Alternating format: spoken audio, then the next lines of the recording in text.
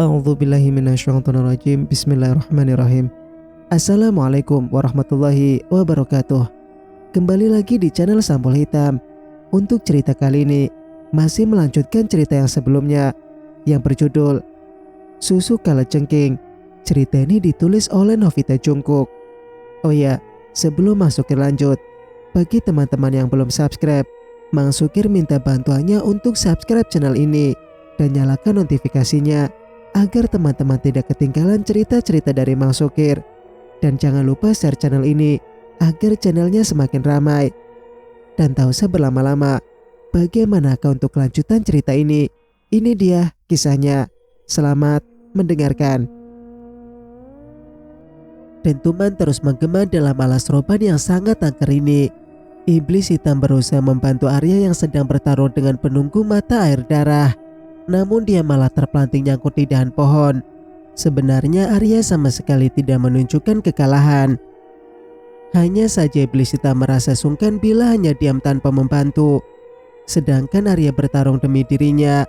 Kini Arya meloncat tinggi dan membuat gerakan bergulung seperti angin. Angin bertiup kencang menghembuskan daun-daun. Tubuh iblis gempal terbaring ke tanah menjadi dua bagian.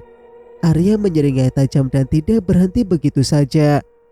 Dia malah menghantam tubuh iblis gempal menggunakan ekornya yang berduri.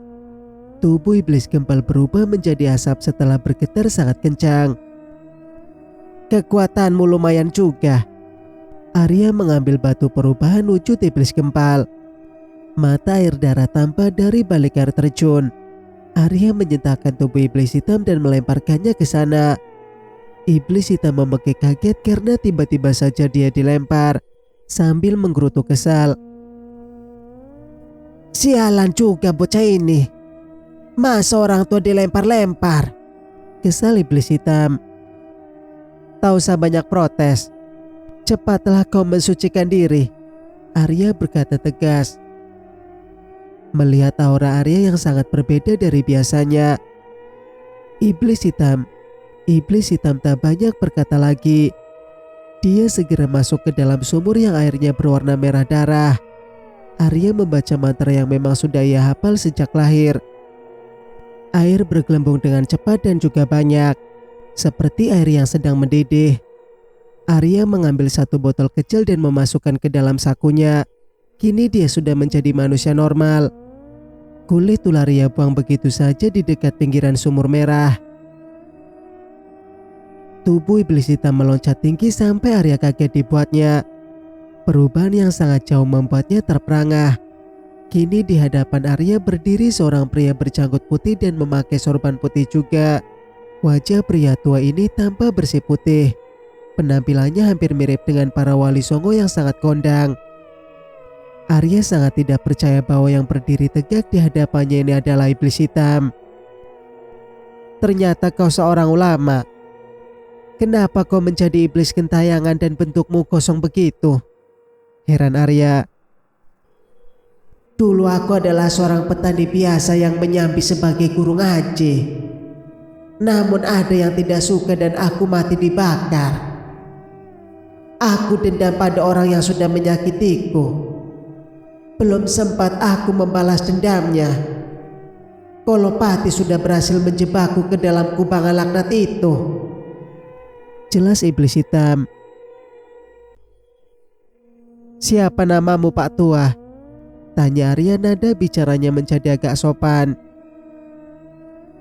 Orang-orang memanggilku Kiseto. Jawab iblis hitam. Baiklah, mulai sekarang kami akan memanggilmu Kiseto. Pulanglah lebih dulu untuk menemui keluargamu, ujar Arya. Terima kasih Pangeran Ular. Berkatmu aku tidak gentayangan lagi. Kiseto mengucapkan terima kasih dengan tulus. Arya hanya mengangguk. Kiseto segera menghilang untuk menemui keluarganya yang sudah meninggal semua. Yang tersisa hanya cucu buyutnya yang mungkin sudah tidak mengenalnya lagi. Mereka sudah hidup bahagia. Yang perlu Kiseto temui hanyalah istrinya yang sudah bahagia di surga. Usai menolong iblis hitam yang sudah suci, Arya tidak langsung pulang. Dia berjalan-jalan untuk melihat tempat yang dulu dia tinggali selama 1 tahun. Berbagai macam cobaan ia hadapi di sini. Banyak iblis yang mengganggu pertapaannya. Bahkan ada yang berniat untuk membunuhnya juga. Purnamalah yang menghabisi mereka semua. Sehingga Purnama gagal menjadi manusia seutuhnya karena harus melindungi sang adik. Semuanya belum berubah. Batin Arya melihat batu tempat ia duduk dulu. Loreng mengusapkan badannya yang tadi sempat terluka karena iblis gempal. Arya mengusap kepala hewan gaib itu. Dia masuk ke dalam gua. Ternyata gua sangat bersih. Ternyata tidak ada lagi siluman yang bertapa di sini. Batin Arya. Karena urusan sudah selesai di alas roban, Arya pun naik ke punggung loreng. Dia akan segera pulang saja. Sudah tidak ada lagi urusan yang harus dikerjakan. Arya. Suara lembut menegur namanya. Sontak Arya menoleh dan melihat gadis yang sangat cantik bermata biru. Mahkota angsa bertengger di atas kepalanya. Ternyata dia adalah peri yang menunggu alas roban juga. Dulu dia sering datang meneteskan air minum di bibir Arya. Salam hamba peri. Arya membungkuk hormat. Kau sudah dewasa sekarang. Lama kita tidak bertemu. Peri mengusap kepala Arya. Maaf hamba tidak sempat berkunjung ke istana Anda. Arya berkata sopan. Tidak masalah. Aku tadi kebetulan melihatmu. Peri tersenyum sangat cantik. Saya harus segera pulang. Semoga Anda selalu baik-baik saja. Arya membungkuk lagi. Tunggu. Peri menghentikan langkah Arya yang sudah siap untuk pulang. Tampaknya ada sesuatu yang akan dikatakan oleh peri bermata biru ini. Sepertinya aku akan bereinkarnasi. Beritahu peri angsa putih. Ke dalam tubuh manusia. Apa dia tinggal di sekitarku? Tanya Arya. Peri angsa putih mengangguk sambil tersenyum manis. Dia mengulurkan tangannya untuk memberikan Arya gelang angsa bermata biru. Dia mengulurkan tangannya untuk memberikan Arya gelang angsa bermata biru. Hanya di tangan orang yang kureinkarnasilah gelang ini akan muat. Ujar peri angsa putih. Lalu kenapa kau memberikan padaku? Tanya Arya bingung. Apa kau lupa? Kau adalah jodohku Arya. Ujar peri angsa putih. Aku tidak percaya. Jodoh ada di tangan Allah. Lagi pula aku tidak akan menikah lagi. Tegas Arya. Baiklah. Bila Allah memang menjodohkan kita, maka kau dan aku pasti akan bersama. Jawab peri angsa putih. Arya mengambil gelang yang diberikan kepadanya. Dia gak tak percaya bahwa gelang ini akan muat di tangan manusia. Karena bentuknya sangat mungil seperti milik bayi. Pulanglah. Suruh peri angsa putih lembut. Arya segera meninggalkan alas roban. Peri angsa putih masih menatapnya. Gadis cantik yang memakai gaun putih berkibar ini memejamkan mata. Perlahan-lahan tubuhnya hancur menjadi pasir. Peri angsa putih menjadi cahaya untuk mencari tubuh yang akan dijadikan reinkarnasi. Gerakannya lebih cepat dari Arya yang sedang menunggangi loreng. Dalam perjalanan Arya mulai kepikiran siapa yang akan menjadi reinkarnasi dengan peri angsa putih. Sudut hatinya berdoa agar itu bukanlah Sari. Bila memang ia berjodoh dengan peri angsa putih dan peri itu malah masuk ke dalam tubuh Sari, Arya tidak bisa membayangkan reaksi Purnama. Bisa dilibas semua desa mereka ini karena amarahnya pasti akan meledak-ledak.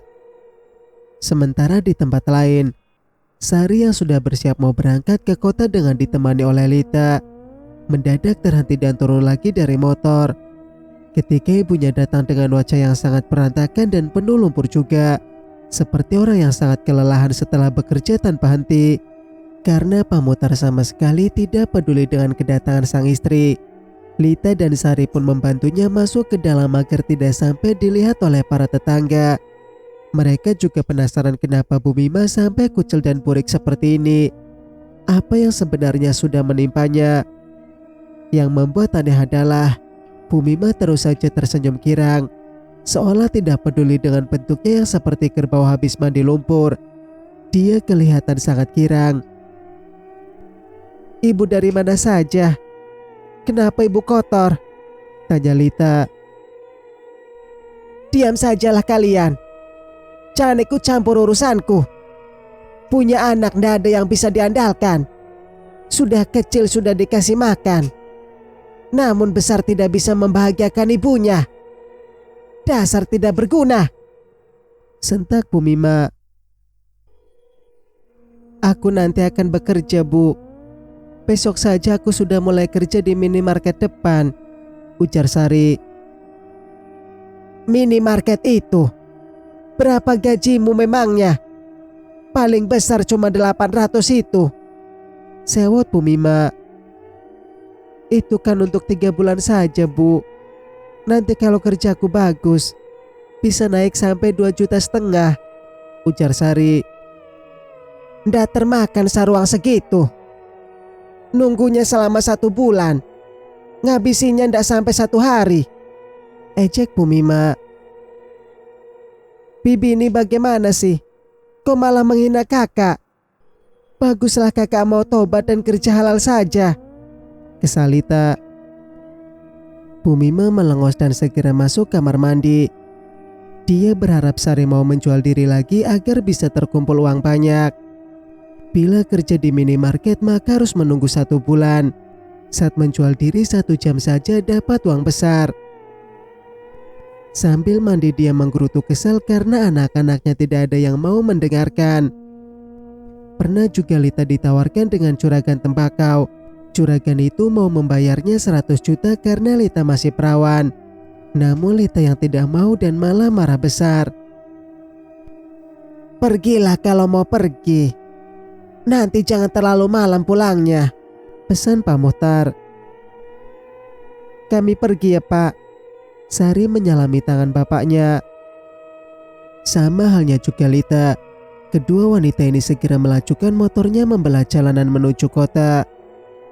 Mobil yang dulu milik Sari sudah dijual dan semua uangnya disumbangkan ke panti asuhan. Oleh sebab itulah mereka menuju ke kota menggunakan motor milik Lita. Karena motor Lita jauh lebih bagus, sehingga mereka tidak takut mogok. "Kapan kamu sadarnya, Bu? Seperti itu terus tingkah lakumu." Pak Muhtar sedih karena mengira Bu Mima lama menghilang karena jual diri lagi. Sejak dulu Bu Mima pulang merantau dengan membawa Sari dan pulang. Pak Muhtar sama sekali tak pernah menyentuhnya lagi. Ditambah Bu Mima masih juga jual diri meski sudah di kampung dan dapat anak Lita. Pak Muhtar semakin tidak berminat untuk menyentuhnya. Hubungan mereka hanya sebatas suami istri di atas kertas saja. Pak Muhtar lebih memilih untuk bermain solo saja bila datang hasratnya. Tidak munafik bahwa dia masih menginginkan hal itu, karena dia juga manusia normal. "Kemana anak-anak tadi, Pak?" Bu Mima keluar dari kamar mandi hanya menggunakan handuk.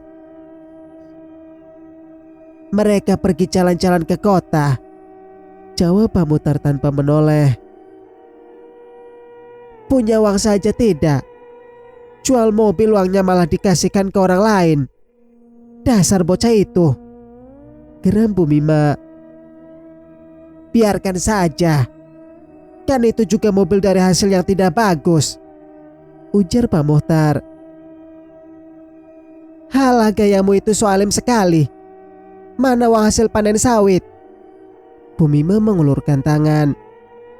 Pak Muhtar mengambil dompetnya dan memberikan uang 1 juta hasil sawit mereka yang mulai naik. Bu Mima mendelik karena merasa uang yang diberikan suaminya kurang. "Kamu kasihkan perempuan mana uangnya? Ngaku kamu," bentak Bu Mima. "Ngomong apa sih lambemu? Memang segitu adanya." Pak Muhtar ikut kesal. "Jangan mengelak kamu. Pastilah kamu punya simpanan.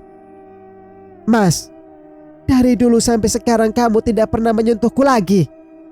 Itu karena kamu punya wanita lain, geram Bu Mima. Aku tidak pernah melakukan perzinahan semacam kau. Kau tidak pernah kusentuh karena aku jijik mengingat banyaknya pria yang menunggangimu, bentak Pak Muhtar. Bu Mima terpaku karena baru tahu alasan suaminya tak pernah menjamah dirinya. Padahal sejak dulu dia sering menggoda suaminya agar terangsang.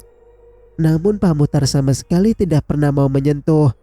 Pria itu malah memilih pergi keluar dari rumah. Sementara di tempat lain, Fatma terbangun karena dia malah ketiduran saat istirahat menggosok. Segera dia mencuci muka di kamar mandi sambil sikat gigi. Gadis ini paling pembersih bila masalah mulut. Dia tidak suka bila mulutnya sampai bau cigong. Betapa kagetnya melihat perubahan di matanya. Kenapa bola matanya sekarang menjadi warna biru? Walau tidak biru terang menyala, namun bola matanya berubah. Bila diperhatikan dengan seksama, barulah terlihat ada kebiruannya. Fatma saja sampai kaget. Dia tak pernah memakai barang yang bernama soft lens. Apa iya bola mata bisa berubah warna begini? Batin Fatma membuka mata di depan cermin kamar mandi. Meski dia senang karena matanya jadi terlihat lebih indah, namun Fatma takut bila sampai dikucing oleh orang-orang. Takut mereka akan menghinanya karena banyak tingkah sehingga sampai memakai soft lens segala. Pastinya hinaan mereka akan sampai kemana-mana. Semoga saja tidak ada yang melihat. Cadarku sepertinya harus sedikit lebih tinggi. Batin Fatma berusaha menutupinya dengan cadar. Untung hidungnya mancung sehingga cadar bisa naik dengan sempurna. Fatma pun segera bergegas membereskan pekerjaannya yang sempat tertunda. Karena sebentar lagi Arya akan mengantar baju yang sudah di-packing rapi dan diberi nama juga. Udah selesai apa belum, Fat? Tanya Arya menatap gadis bercadar hitam ini. Tinggal satu lagi nih. Sebentar ya. Maaf tadi saya ketiduran, Mas. Fatma gasungkan jadinya. Tidak apa-apa. Istirahat saja bila sedang lelah, ujar Arya. Fatma bergegas memasukkannya ke dalam kantong besar. Motor Arya sudah di luar dengan keranjang kanan kiri. Pastinya akan penuh dengan baju orang yang akan diantarkannya. Singkat cerita, di tempat lain, untungnya keluarga Tania masih tinggal di daerah ini. Karena memang rumah mereka sudah besar dan tidak mungkin juga pindah. Agak ragu Sari menekan bel rumah. Lama barulah dibukakan pintu oleh ibunya Tania. Cari siapa ya? Tanya ibu Tania. Saya Sari, Bu. Yang dulu ngontrak warung itu. Sari menunjuk bekas warung baksonya. Ibu Tania tanpa mengingat-ingat sosok Sari. Tak lama barulah dia tersenyum karena sudah ingat. Sari yang sekarang sangat kurus dan auranya juga berbeda. Karena susu kecantikannya sudah hilang. Kok Mbak Sari kurus sekali sekarang? Tanya Bu Tania ketika mereka sudah duduk di dalam. Saya sakit keras, Bu. Alhamdulillah bisa sembuh berkat pertolongan dari Allah, jawab Sari pelan. Ini saudaranya ya? Agak miripan sama Mbak Sari. Bu Tania menatap Lita dan Lita mengangguk sambil tersenyum.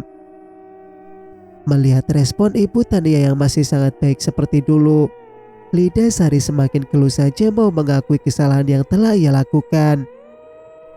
Berulang kali menggeser duduknya karena gelisah dan juga takut. Membayangkan bagaimana kecewanya orang tua ini.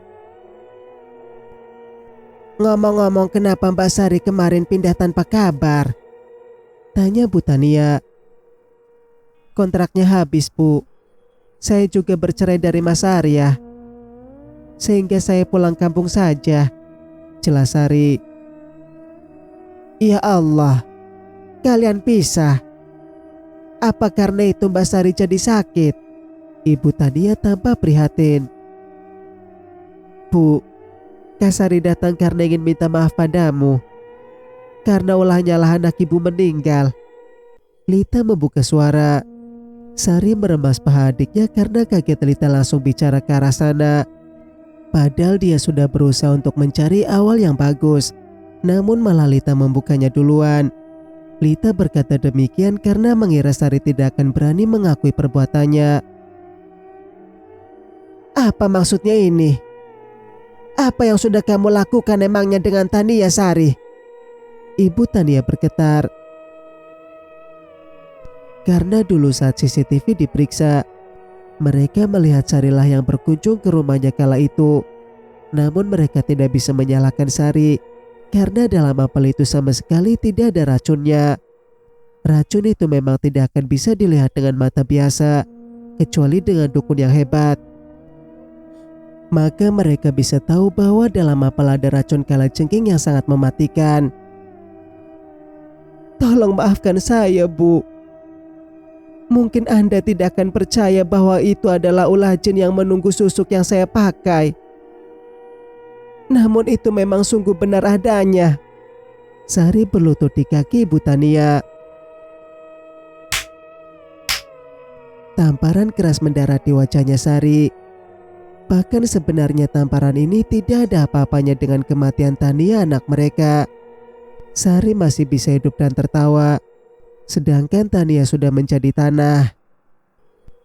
Pantas saja kau sekarang menjadi jelek seperti nenek tua. Ternyata kau adalah orang sesat. Dan kau juga begitu tega pada putriku. Apa salah dia padamu? Bentak Ibu Tania begitu marah. Maafkan saya. Tolong ampuni saya, Bu. Sari terisak pelan. Apa kamu pikir kata maaf bisa menyembuhkan lukaku? Aku kehilangan anak satu-satunya gara-gara kau. Semoga Allah menghukummu. Geram Bu Tania. Tanpa iba lagi dia menyeret rambut Sari keluar dari rumah. Lita yang berusaha membela kakaknya juga dipegangi oleh satpam yang dibayar Ibu Tania. Sari hanya bisa menangis karena ini memang salahnya. Berikan saya maaf, Bu. Saya ingin bertaubat dan kembali ke jalan Allah. Namun Tania terus datang menghantuiku. Rintih Sari. Selamanya dia akan menghantuimu. Anakku pasti akan datang untuk merusak hidupmu. Tegas Ibu Tania. Tolong berikan maaf, Bu. Kasihan juga hantu Tania bila ibu membangkitkan hanya untuk menghantui Sari. Lita membantu kakaknya berdiri. Lita jatuh tersungkur karena dipukul dengan kayu yang sangat besar. Bibirnya berdarah karena pecah. Bahkan salah satu gigi gerhamnya juga goyang. Gadis yang sudah lolos latihan karate ini menggeram dan bangkit ingin menghajar Ibu Tania. Aku bukan kakakmu yang suka berkomplot dengan iblis. Cetus Ibu Tania membuat gerakan Lita terhenti. Apa maksud Ibu? Apa Anda memang tidak membangkitkan Tania agar balas dendam? Lita bertanya kembali. Usir orang-orang ini, Parto. Saya tidak sudi rumah ini diinjak oleh kawanan iblis. Geram Ibu Tania. Mereka berdua pun diusir dengan cara yang amat menyedihkan. Pikiran Lita mulai terganggu mendengar jawabannya Ibu Tania yang katanya tidak membangkitkan putrinya. Apa yang akan kita lakukan sekarang, Kak? Lita bertanya pelan. Kita pulang saja. Yang penting aku sudah minta maaf seperti yang Habib sarankan. Lagi pula memang mustahil mereka akan memberiku maaf, ujar Sari. Menurutmu apa benar kalau dia tidak membangkitkan Tania? Lita bertanya lagi. Entahlah. Namun siapa yang mau mengakuinya kalau mereka sudah melakukan hal itu? Sari tersenyum pedih. Memang benar ucapan Sari. Mungkin saja mereka tidak akan mengakuinya. Siapa yang mau mengakui bila sudah membuat kejahatan? Mereka pasti akan berkilah. Kita ambil uang dulu ke tempat perumahanku, ujar Sari. Kenapa tidak transfer saja? Takut juga loh Kak kita mau bawa uang banyak, ujar Lita. Oh iya, ya sudah biar ditransfer saja nanti. Angguk Sari setuju. Mereka mampir dulu di rumah makan untuk mengisi perut. Setelah kenyang barulah pulang. Saat akan membayar makanan, tiba-tiba saja Sari terpaku karena melihat Rudi sedang menggandeng wanita yang sangat cantik dan juga seksi. Teringat dia dulu pun juga begitu, dengan bangganya menggandeng suami orang, hanya demi uang yang berlimpah. Kini sudah ada wanita lain yang mengisi tempatnya di sisi Rudi. Dan pastinya Rudi juga sama sekali tidak mengenalinya yang sekarang sudah kurus kering dan terlihat biasa saja. Ayo Kak, Lita berkata agak keras sehingga Rudi menoleh ke arah mereka. Sari cepat menunduk karena tidak mau bersitatap dengan pria yang membukakan jalan ke pelacuran. Semua berawal dari Rudi yang menggodanya, hingga Sari menikmati batang milik orang lain. Bahkan dia lebih sering bersetubuh dengan pria lain dibandingkan dengan suaminya. Kenapa sayang? Wanita di sebelah Rudi berkata lembut. Enggak kok. Rudi kembali fokus pada wanita cantik itu lagi. Sari bergegas pergi bersama dengan Lita. Mereka harus cepat pulang karena takut kemalaman. Jalannya juga masih sepi, sehingga mereka tidak akan berani bila bermotor pulang ke kampung. Sementara di tempat lain, singkat cerita, Maharani dan Nilam sudah pulang lagi ke rumahnya Purnama. Dia mencari keberadaannya 3 member baru yang entah kemana. Maharani lah yang sibuk mencari jati landak yang belum juga kelihatan batang hidungnya. Namun malah Nilam yang berhasil menemukan pemuda itu tengah bermain serulingnya di tepi sungai. Mungkin karena pemandangan yang sangat indah, pinggiran sungai sebelah sini penuh dengan tanaman milik Purnama. Ada kentang dan juga jenis sayuran lainnya. Dia masih sempat bercocok tanam walau punya 2 bayi. Karena Purnama adalah tipe orang yang tidak bisa diam saja di rumah. Bila anak-anaknya sudah tidur, maka dia akan bergegas mencari keringat. Karena bayinya sambil dijagakan oleh Nilam dan Maharani. Oleh sebab itulah banyak tanaman yang tumbuh di sini. Rasa udaranya juga sangat fresh, membuat beban yang terpikul di pundak menjadi hilang. Nilam mendekati jati landak yang tersenyum kepadanya. Kukira kalian kemana? Kok nggak ada semua? Ujar Nilam. Bosan aku di rumah saja, jadi aku pergi ke sini, jawab jati landak. Pocong kemana ya? Kok dia tidak bersamamu? Nilam menatap ke sana kemari. Dia tidur karena baru dikasih makan sama Purnama. Kalau iblis hitam sedang mengunjungi keluarganya, ucap jati landak. Oh, sudah disempurnakan ya dia, kaget Nilam. Jati landak mengangguk pelan. Dia menunduk sambil menatap air yang mengalir di bawah kakinya. Terlihat sangat jernih, bahkan bayangannya saja tampak begitu jelas. Kau kenapa? Nilam menyadari kesedihannya jati landak.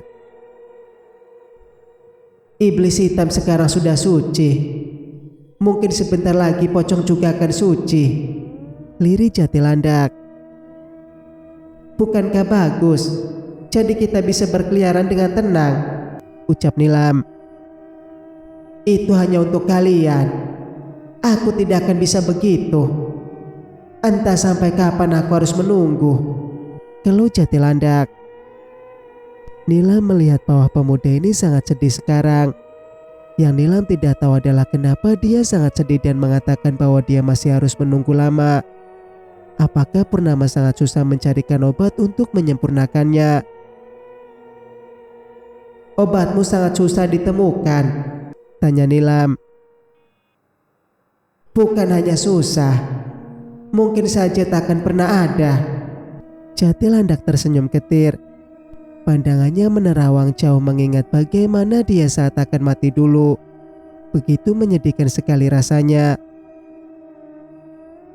Ibuku meninggal saat aku melahirkan aku karena perutnya pecah terkena duri landak ini. Jati landak menunjukkan duri di punggungnya. Aku Aku juga meninggal karena perutku pecah, saut Nilam. Berarti sama dengan ibuku. Setelah aku lahir demikian, ayah membuangku di tengah hutan belantara. Aku hidup sendirian dan Dewa Batara Agung juga memberiku umur panjang. Sayangnya ketika aku sudah beranjak dewasa, desa ketiban musibah dan membuat anak-anak meninggal karena penyakit aneh. Mereka berbondong-bondong mendatangi aku. Cerita Jatilandak. Lalu, mereka menuduhku membawa kesialan itu. Sampai seorang pemuda yang menjadi andalan bagi desa menusukku. Bahkan mereka juga membuang mayatku agar dimakan para serigala. Ayahku sama sekali tidak membela. Dia hanya menatap sebentar dan kemudian pergi. Jatilandak mengusap air matanya. Lalu kau gentayangan membalas dendam? Tanya Nilam. Untungnya aku sudah berhasil membunuh pemuda itu.